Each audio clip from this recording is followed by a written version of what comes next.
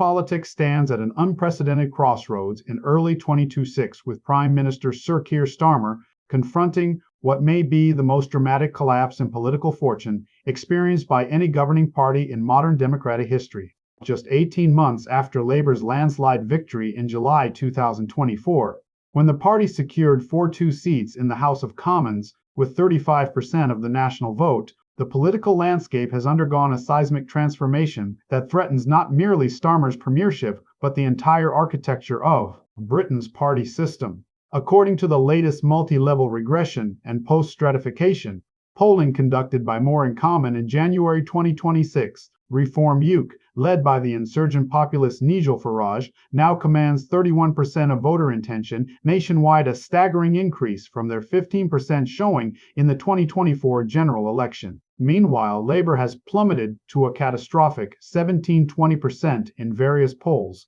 trailing not only Reform but in some surveys falling behind both the Conservatives and even flirting with fourth place behind the resurgent Green Party. The constitutional and democratic implications of this political earthquake extend far beyond ordinary electoral volatility, raising fundamental questions about the stability of British governance, the legitimacy of first past the post-electoral systems, and the capacity of traditional parties to represent an increasingly fragmented and disaffected electorate. The scale of Labour's collapse defies historical comparison and suggests something more profound than typical midterm blues or policy disagreements. Electoral Calculus's MISPI poll from January 2026, based on fieldwork conducted in December 2025, with over 5,500 respondents, projects that if a general election were held today, Reform UK would secure an outright majority with 335 seats, a gain of 333 seats from their current 5. More strikingly, Labour would be reduced to a mere 41 seats according to Electoral Calculus, or 85 seats according to the More in Common model, representing a loss of between 327 and 370 seats from their 2024 landslide. This would constitute the most precipitous decline in parliamentary representation ever recorded by a governing party between elections in British history, surpassing even the calamitous defeats suffered by the Liberal Party in the early 20th century. The Conservative Party, still reeling from their 2024 defeat, would remain in opposition with between 70 and 92 seats, while the Liberal Democrats would retain 35-60 seats despite their relatively stable polling position. The Greens, benefiting from progressive disaffection with Labour centrist positioning, would more than double their representation to 952 seats depending on the model used, while the Scottish National Party would reclaim much of their former dominance in Scotland with 44 seats as Labour's. Support north of the border evaporates. The mechanics of Labour's implosion reveal a party hemorrhaging support in multiple directions simultaneously, facing what political analysts describe as a doom loop of declining credibility and voter abandonment. On the right flank, approximately 13% of 2004 Labour voters now indicate they would vote for Reform UK in local elections if given the opportunity, attracted by Farage's populist messaging on immigration, national sovereignty, and anti-establishment rhetoric. On the left, 17% of former Labour supporters have migrated to the Greens, disillusioned by what they perceive as Labour's abandonment of progressive principles, insufficient action on climate change, and failure to deliver transformative economic policies. Meanwhile, 9% have shifted to the Liberal Democrats, particularly in affluent suburban constituencies where Labour's taxation policies and general competence have come under scrutiny. This multi-directional bleeding of support reflects Labour's fundamental strategic dilemma. Having assembled a broad but shallow coalition in 2024, by promising change to everyone, the party now finds itself unable to satisfy any constituency while disappointing all. The cost of living crisis continues to dominate voter concerns, with 55% of respondents identifying energy bills and food prices as their top priorities. Yet Labour's cautious fiscal approach, constrained by narrow fiscal headroom and a refusal to significantly raise taxes beyond their October 2020 budget measures, has produced little tangible relief for struggling households. Economic growth has flatlined, unemployment is rising, and public services remain under severe strain despite Labour's promises of renewal and transformation. Sir Keir Starmer's personal political authority has suffered alongside his party's fortunes, with speculation about his leadership now moving from whispered corridors to open political discourse. The Prime Minister himself acknowledged the precariousness of his position in early January 2006 when he warned his Labour Party colleagues that removing him would plunge Britain into utter chaos and open the door to Reform UK forming a government. This defensive posture, remarkable for a Prime Minister elected just 18 months earlier with one of the largest parliamentary majorities in British history, reveals the extent to which Starmer's grip on power has weakened. At a political cabinet meeting on January 6, 2026, held without civil servants present, Starmer attempted to rally his ministers by drawing sharp dividing lines with Reform UK, defining the choice facing Britain as one between a Labour government renewing the country or a reform movement that feeds on grievance, decline, and division. He characterized reform as wanting a weaker state, seeking to inject bile into our communities, and willing to appease Putin, describing the confrontation as the fight of our political lives. Yet this combative rhetoric appears disconnected from the political reality that Labour faces, as the party simultaneously confronts challenges from Health Secretary Wes Streeting on the right of the party, who many see as positioning himself as a potential successor, and from progressive critics who argue that Starmer's technocratic centrism lacks the vision and ambition necessary to inspire public confidence. The approaching local and devolved elections scheduled for May 2026 represent a critical inflection point that could determine whether Starmer survives as Prime Minister or falls to an internal party coup. Labour is defending seats in England's council elections, as well as facing parliamentary contests in Scotland and Wales, where the party's support has collapsed even more dramatically than in England. In Wales, where Labour has traditionally dominated, YouGov polling shows Plaid Cymru opening a 14-point lead over Reform UK with 37% of Senedd voting intention, while Labour has fallen to a humiliating 10%, a result that would see the party that has governed Wales for decades reduced to marginal status.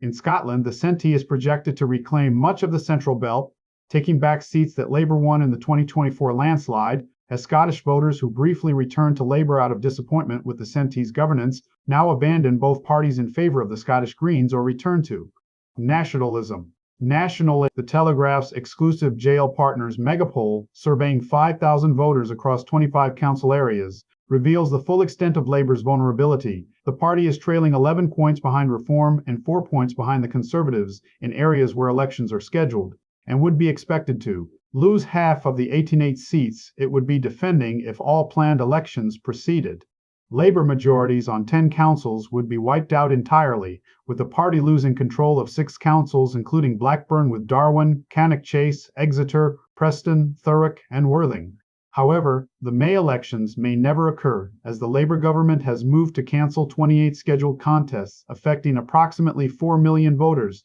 by invoking an obscure clause in the 2000 Local Government Act that permits postponement under exceptional circumstances. The government argues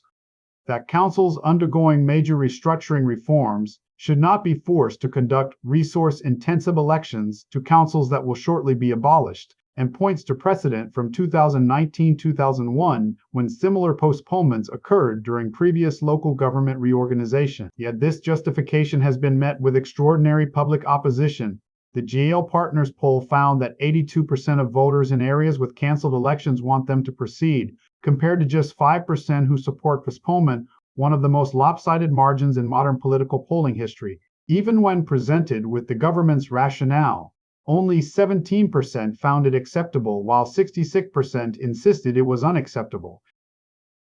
The Electoral Commission, the independent electoral watchdog, has suggested that local government restructuring does not constitute the sort of exceptional circumstance that would justify cancellations under the Act's original intent, which was designed for genuine emergencies such as natural disasters or wartime conditions. Réforme chante a judicial review, challenging the cancellations, while the Telegraph has initiated a campaign for democracy, calling for the 2000 Act clause to be scrapped and requiring ministers to seek full parliamentary votes for any electoral postponements. Sir Vernon Bogdanor, the distinguished constitutional scholar and professor of government at King's College London, denounced the postponements as humbug, noting sardonically that to argue for postponement of local elections on grounds of economy is humbug. No doubt having elections is always more expensive than not having them, Perhaps it would be cheaper for Keir Starmer to abolish local elections entirely and decide for himself who should serve as our councillors. There are countries where that sort of thing happens, but they are not countries in which any of us would like to live. The political ascendancy of Nigel Farage and Reform UK represents the most significant realignment of British politics since the emergence of the Labour Party itself in the early 20th century, threatening to displace not one but potentially two of the traditional parties that have dominated British governance for over a century. Farage, the 62-year-old former commodity trader who led the United Kingdom Independence Party to stunning success in the 2014 European Parliament elections and subsequently masterminded the Leave campaign's victory in the 2016 Brexit referendum, has spent his entire political career working toward this moment of breakthrough. They summoned for Reform UK, originally founded as the Brexit Party in 2018 to pressure the Conservative government to deliver a clean break from the European Union, has evolved into a broad-based populist movement that channels multiple streams of discontent: working-class anger over immigration and cultural change, middle-class frustration over high taxation and regulatory burden, nationalist sentiment over sovereignty and Britain's diminished global standing, and generalized anti-establishment fury directed at what Farage characterizes as a corrupt and incompetent political class that serves its own interests, rather than those of ordinary Britons. The party's policy platform combines right-wing economics, including significant tax cuts, deregulation, and a smaller state, with socially conservative positions on immigration, law and order, and cultural issues, while also embracing elements of economic nationalism and protectionism that would traditionally be associated with the left.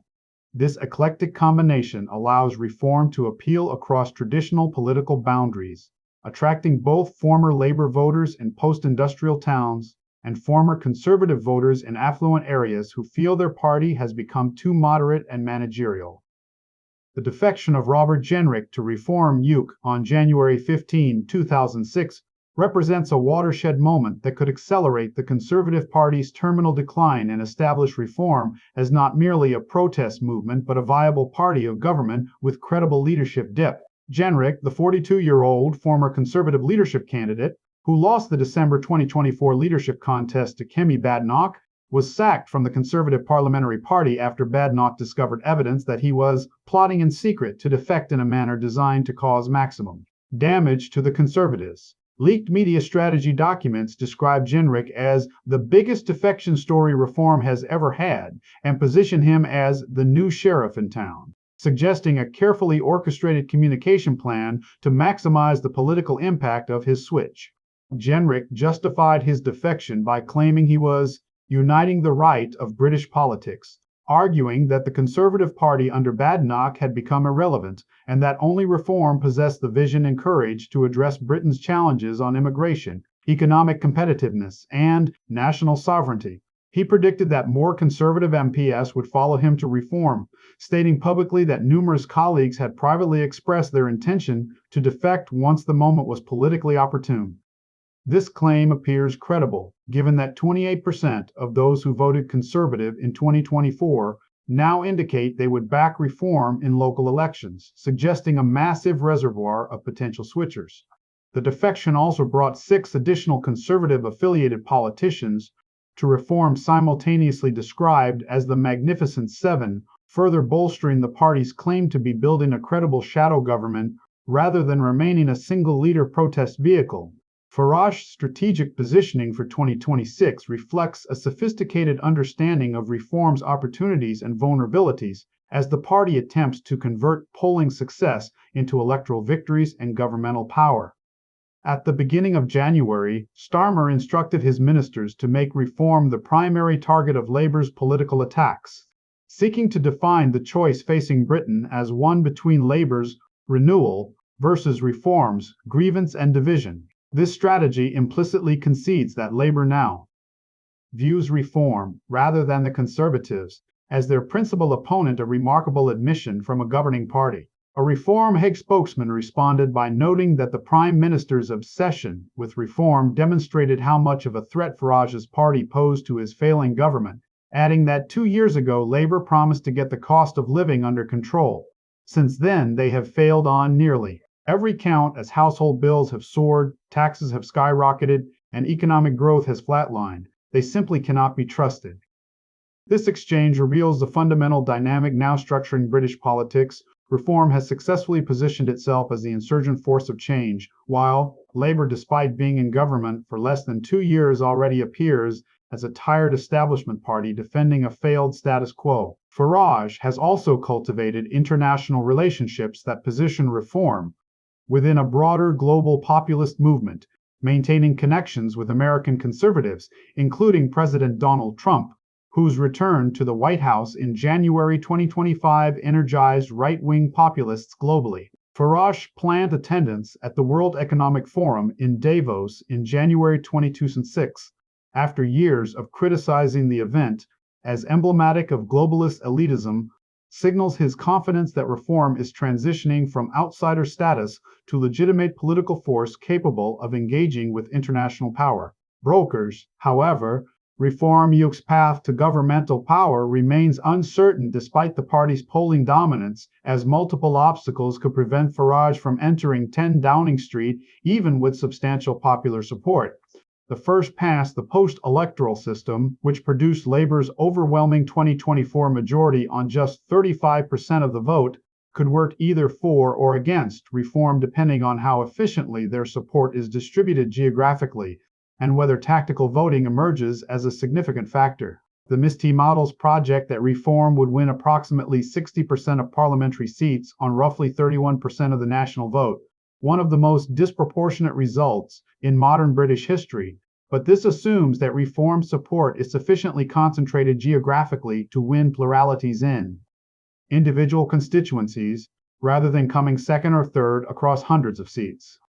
Many of reform's projected victories would be marginal, with winning margins of less than 5%, making them vulnerable to even modest tactical voting by anti-reform voters. The more in common analysis suggests that if just 1 in 5 voters who intend to vote Labour, Green, or Liberal Democrat voted tactically for whichever of those parties was best positioned to defeat reform in their constituency, reform could lose 46 seats from their projected total. If tactical voting reached 40%, comparable to what appears to have occurred in the carefully by-election reform, would lose their projected majority entirely, potentially resulting in a hung parliament in which parties of the center-left could form a rainbow coalition to keep reform from power, despite winning the most seats. The ideological and policy challenges facing reform also raise questions about whether the party could successfully govern if it won power, or whether its success represents primarily a protest vote that would dissipate once Farage and his colleagues assumed responsibility for addressing Britain's complex challenges. Reform's economic platform combines promises of significant tax cuts with commitments to increased spending on defense, policing, and the NEAS, while also pledging to reduce immigration dramatically, a combination that independent economic analysts suggest would either require enormous cuts to public services or massive increases in government borrowing that would likely trigger financial market instability. The party's foreign policy positions, including what critics characterize as excessive sympathy toward Vladimir Putin's Russia and hostility toward European security cooperation, could isolate Britain internationally and jeopardize essential security partnerships. Labour figures, including Starmer, have sought to exploit these vulnerabilities by arguing that reform wants a weaker state and wants to appease Putin, though these attacks have thus far failed to dent reform's polling numbers significantly. The more fundamental challenge is that reform, like many populist movements, has defined itself primarily in opposition to the establishment rather than through a coherent governing philosophy, and its coalition combines groups with fundamentally incompatible interests: libertarian free marketeers, and economically insecure workers seeking protection, social conservatives concerned with immigration, and cultural traditionalists, nationalists, and business internationalists. Managing these tensions while actually governing would likely prove significantly more difficult than the current work of opposition criticism. The broader context of Britain's political crisis extends beyond partisan competition to fundamental questions about the health of British democracy, the effectiveness of its institutions, and the capacity of the political system to respond to citizen concerns before frustration metastasizes into destructive radicalism. but is Naster N. B. NH 4 in. Public trust in political institutions has declined precipitously, with Ipsos polling conducted in January 2026 revealing that Britons are deeply pessimistic about government performance in both the short and long term, with majorities expressing doubt that the political system can address the country's challenges effectively. The decision to cancel local elections, regardless of the technical justification, reinforces narratives about political elites manipulating democratic processes to protect their own positions rather than submitting to public judgment. The extraordinary disproportionality of Britain's electoral system, which could produce a Reform majority on 31% of the vote, or a Labour majority on 35%, while leaving millions of voters unrepresented, raises fundamental questions about legitimacy that transcend particular partisan outcomes. The fragmentation of the party system, with 6 parties now holding meaningful parliamentary representation in most projections and 3-way marginal constituencies becoming commonplace, reveals that the traditional 2.5-party system that characterized British politics for most of the post-war period has irreversibly dissolved, without any institutional adaptations to manage the resulting complexity and instability, as Britain enters the crucial months before the May elections. Assuming they proceed, the path forward appears treacherous for all participants in this unfolding drama. Sir Keir Starmer must somehow arrest Labour's decline and demonstrate tangible improvements in living standards and public services to justify his party's right to continue governing, while simultaneously managing internal dissent and preparing for the possibility of leadership challenges if May's results prove catastrophic. The Prime Minister's defensive posture, warning that removing him would create utter chaos, suggests a leader already contemplating defeat rather than confidently articulating a vision for recovery. Nigel Farage in Reform UK must convert polling success into actual electoral victories while managing the transition from protest movement to governing party, a shift that will require demonstrating policy competence and leadership depth beyond Farage's personal charisma. The Conservative Party under Kemi Badenoch must decide whether to compete with Reform on populist terrain, thereby potentially recovering some lost voters, but abandoning the moderate conservatism that historically defined the party, or stake out distinctive ground that risks irrelevance in an increasingly polarized environment. The smaller parties, including the Liberal Democrats and Greens, must navigate the tactical voting calculations that could either elevate them to kingmaker status in a hung parliament or leave them squeezed by the dynamics of Reform-Labour confrontation. The ultimate resolution of Britain's political crisis will shape not only the country's governance for years to come, but also serve as a crucial test case for democratic resilience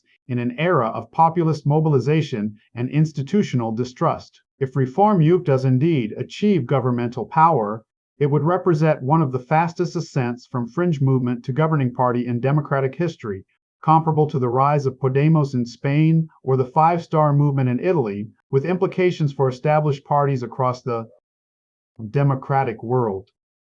If tactical voting and the electoral system combine to deny Reform power despite commanding the most popular support, the resulting sense of a rigged system could further radicalize British politics and potentially fuel demands for electoral reform or more extreme forms of political expression. If Labour somehow manages to recover and stabilize its position, it would demonstrate remarkable political skill in overcoming what currently appears as an insurmountable crisis of legitimacy and competence. What remains certain is that British politics has entered a period of fundamental realignment whose ultimate destination cannot yet be clearly discerned, but whose journey will be turbulent, unpredictable, and profoundly consequential for the future of one of the world's oldest continuous democracies. The ghost of political certainty has departed British shores, replaced by volatility, fragmentation, and the prospect that the institutions and norms that have structured British political life for generations may no longer be adequate to the challenges of contemporary democratic governance in an age of populist disruption and declining institutional trust.